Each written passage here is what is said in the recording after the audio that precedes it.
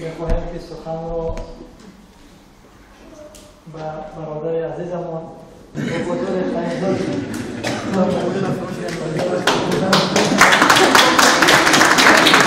راستی من سخن زیاد گفتنی هستم، فقط چند اشاره را می‌خواستم، چند پیشنهاد داشتم. پیش از همه درباره استقلالیت گفتیم. من استقلالیت رو قبول ندارم یا قبول دارم. استقلالیت هست، اگر قبول داشته باشیم یا نداشته باشیم اون مال ملت هست و مال کشور است. درست است که یک گروه امروز آمده است مردم رو غلام کرده است یا اسیر کرده است، ولی استقلالیت وجود دارد. این استقلالیت ملی و دولتی ما هست که ما از اون شکر میکنیم و اون را به همه شما تبریک میگیم.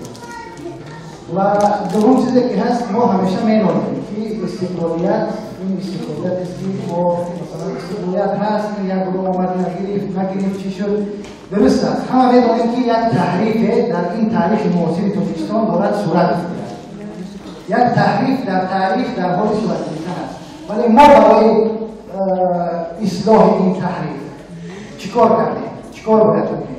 من به همین خاطر پیشنهاد داشتم به استاد روشن تیموریان که ایشون یکی از شخصیت‌های خیلی مهم در حکومت مراسای ملی بودن که امروز هیچ یادی از اون حکومت نمی‌شود در اینجا.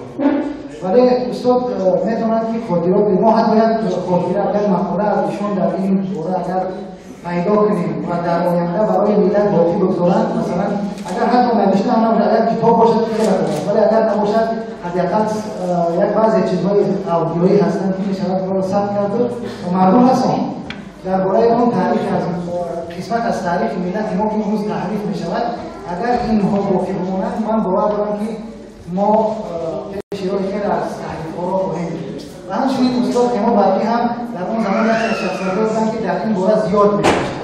یکی از شخصیت‌های استقلال‌خواه و در این باره زیاد می‌دونم و اینها هم اگر این چیزها رو بیشتر در رسانه‌ها نشر کنند، پخش کنند و به مردم آگاهی بدهند، این بهتر می‌شود. و من فقط همین پیشنهاد را گفتم بودم. و یک مسئله دیگر که 16 سپتامبر از طرف یک گروه تشبثکار به اصطلاح روز زندانیان سیاسی عنوان شده و این نشانه‌هایی که در پیش همه شما هست نشانه است و یادی همون روز زندانیان سیاسی که ما امیدواریم در اون روز هم یک برنامه یا مثلا در رسانه‌ها در هر جایی که باشد یاد از زندانیان سیاسی می‌شود. این هم در تاریخ میماند و جزئی از تاریخ معاصر ما خواهد شد و ننگ برای حکومت‌ها امروز خواهد. تشکر زیاد.